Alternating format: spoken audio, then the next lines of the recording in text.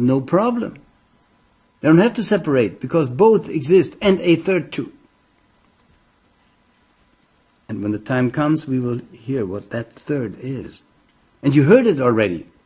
So you see, whatever I say here, you don't have to think too much about it. It will be repeated in different words, in different situations, concerning different topics and so forth.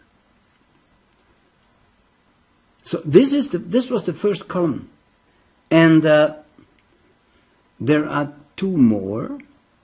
And that is the second would be the arising and passing away of the universe.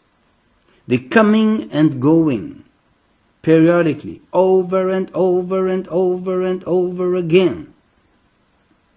And then as third, we have the development of the forms. From the highest transparent form, angelic, to the lowest, warm, so to speak.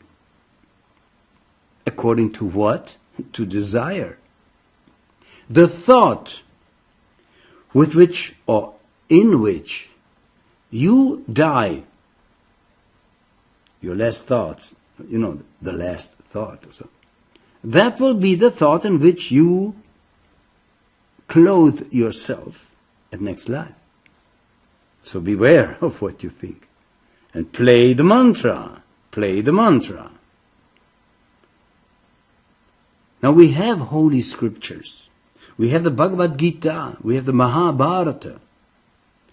And these are, which is a bit a greater Hindu epic. We have all these scriptures. You see, but we have the Vedas and so forth.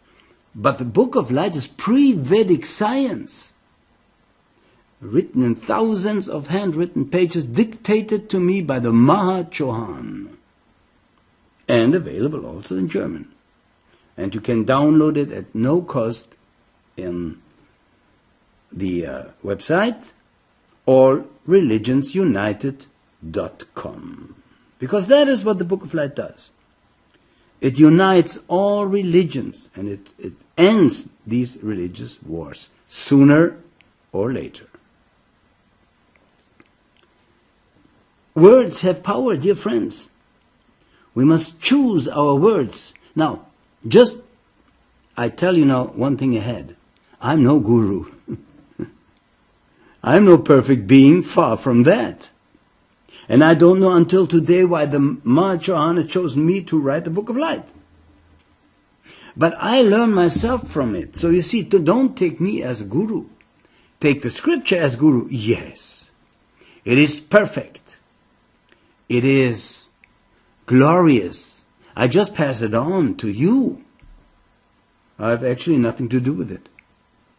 It was dictated to me, and I always say, and if I would stand in front of a Coca-Cola automat, and this scripture would come out without author, and I would read it, I would still follow it. Because it has evidence and proof in itself. And it makes sense. Well, if it doesn't make sense to you, of course you shouldn't listen longer. Then it's not for you, maybe. Then you must look somewhere else. But I tell you, the Book of Light explains origin and purpose of man and universe, and every language you have, every question you have about origin and purpose of man and universe will be answered and is answered in the Book of Light. And on our path to God, we carry it under our arm, the Book of Light. And so we refer sometimes to other scriptures, not telling that they are wrong. Contrary, the Bible is right, the Quran is right, Buddhism is right, if you know the common core of those teachings. Because there was once one teaching, it separated, it split into the different religions of today, veiled in symbols and allegories and so forth. Now the time has come to unveil them and to present the common core and to end the war between the religions. which of course is a great problem until today for mankind. Book of Light will end this sooner or later. So, and you see, what is a master? Is one who is the same in pain and pleasure.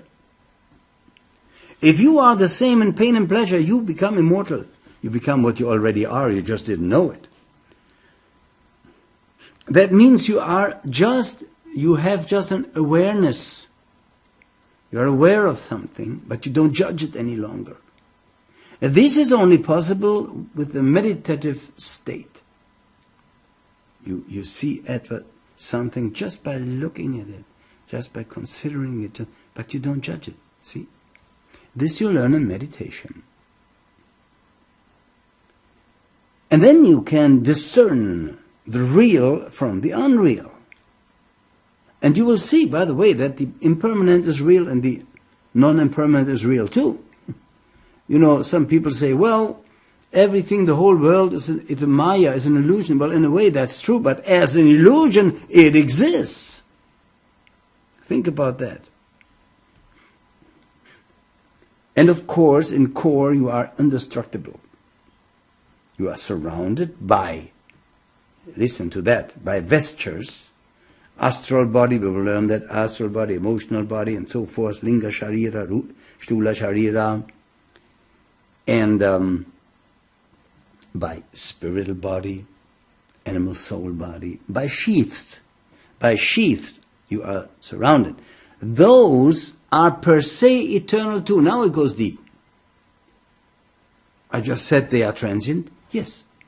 They change form.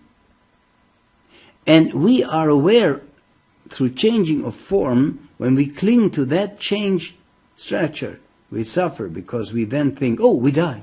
It is changing. But you see, I said in the beginning, there's all beings, there's the core, and there's Mula Prakriti. Now, Mula Prakriti, metta per se, is eternal, timeless, eternal.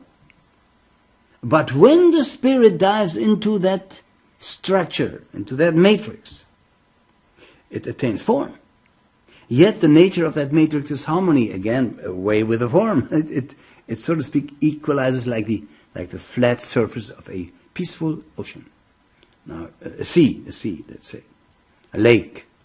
You throw a stone in it and there are waves. But what happens? Do they remain? No. Sooner or later there's ease, there's a flat surface, there's peace, there's harmony. So, Mula Prakriti, or nature, always rips away the forms from us. Now, we, driven by desire, cling to them. That causes reincarnation. Who may fathom it, may fathom it. So you cannot destroy anything. It just changes form. See? And the material is timeless, eternal too. So actually, there's nothing transient. Everything is timeless, eternal. It's just by us clinging to that which changes form, we think that we die, or we think that we vanish too. A saint has conquered all the things. He says, I have a body, I am not a body. He leaves the body, casts the body off. He's still aware, he's aware, conscious. And he takes on a new body, reincarnation process. He does it consciously. We, normal people, so to speak, do it unconsciously, do it driven by desire. He does it by choice. By choice. Great difference, I may say.